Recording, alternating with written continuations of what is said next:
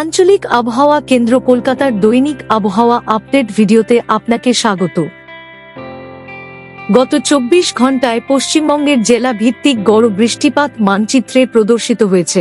দক্ষিণবঙ্গের জেলাগুলির অনেক স্থানে অতি হালকা থেকে মাঝারি বৃষ্টিপাত হয়েছে।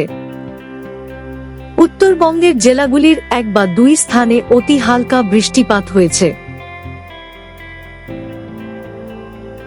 গতকালের উত্তর পশ্চিম বঙ্গোপসাগর ও সংলগ্ন এলাকার উপর অবস্থানকারী ঊর্ধ্ববায়ু ঘূর্ণাবর্তের প্রভাবে আজ সকাল ৫:৩০টায় পশ্চিমবঙ্গ বাংলাদেশ উপকূল সংলগ্ন উত্তর বঙ্গোপসাগরের উপর একটি নিম্নচাপ সৃষ্টি হয়েছে। এটি আজ সকাল ৮:৩০টায় একই অঞ্চলে অবস্থান করেছে। এর সঙ্গে যুক্ত ঘূর্ণাবর্তটি গড় সমুদ্রপৃষ্ঠ থেকে ৭.৬ কিমি উচ্চতা পর্যন্ত বিস্তৃত রয়েছে এবং উচ্চতার সঙ্গে সঙ্গে দক্ষিণ পশ্চিম দিকে হেলানো অবস্থায় রয়েছে। এটি আগামী ১২ ঘন্টার মধ্যে একই অঞ্চলে সুস্পষ্ট নিম্নচাপে পরিণত হওয়ার সম্ভাবনা রয়েছে।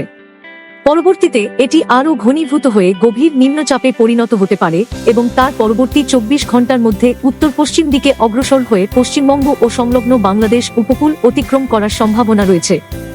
গড় সমুদ্রপৃষ্ঠে মৌসুমী অক্ষরেখা বর্তমানে বিকানের, উত্তর পশ্চিম মধ্যপ্রদেশ ও সংলগ্ন এলাকার উপর অবস্থানকারী লঘুচাপের কেন্দ্র সাতনা, ডালটনগঞ্জ এবং পশ্চিমবঙ্গ বাংলাদেশ উপকূল সংলগ্ন উত্তর বঙ্গোপসাগরের উপর অবস্থানকারী লঘুচাপের কেন্দ্রের মধ্য দিয়ে অতিক্রম করে গড় সমুদ্রপৃষ্ঠ থেকে ১.৫ কিমি উচ্চতা পর্যন্ত বিস্তৃত রয়েছে।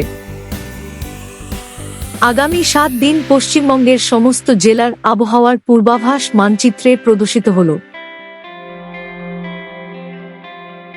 উপরোক্ত আবহাওয়াগত পরিস্থিতির পরিপ্রেক্ষিতে আগামী ২ দিনে দক্ষিণবঙ্গের কয়েকটি জেলার কয়েকটি স্থানে ভারী থেকে অতি ভারী বৃষ্টিপাত এবং ১ বা ২ স্থানে অতি প্রবল বৃষ্টিপাত হওয়ার সম্ভাবনা রয়েছে। এছাড়াও ১৪ আগস্ট দক্ষিণবঙ্গের কয়েকটি জেলার বিচ্ছিন্নভাবে ১ বা ২ স্থানে ভারী থেকে অতি ভারী বৃষ্টিপাত হওয়ার সম্ভাবনা রয়েছে। বজ্র বিদ্যুৎ সহঝট, বজ্রপাত বা প্রবল বৃষ্টিপাতের সময় নিরাপদ স্থানে আশ্রয় নিন। গাছ, বৈদ্যুতিক খুঁটি, ঝুঁকিপূর্ণ বা অরক্ষিত স্থাপনা বাড়ির নিচে আশ্রয় নেবেন না এবং জলাশয়ের সংস্পর্শ এড়িয়ে চলুন। প্রয়োজন অনুযায়ী যানবাহন চলাচল যথাযথভাবে নিয়ন্ত্রণ করা যেতে পারে। আবহাওয়া সম্পর্কিত আরও আপডেটের জন্য আমাদের অফিসিয়াল ওয়েবসাইটটি অনুসরণ করুন।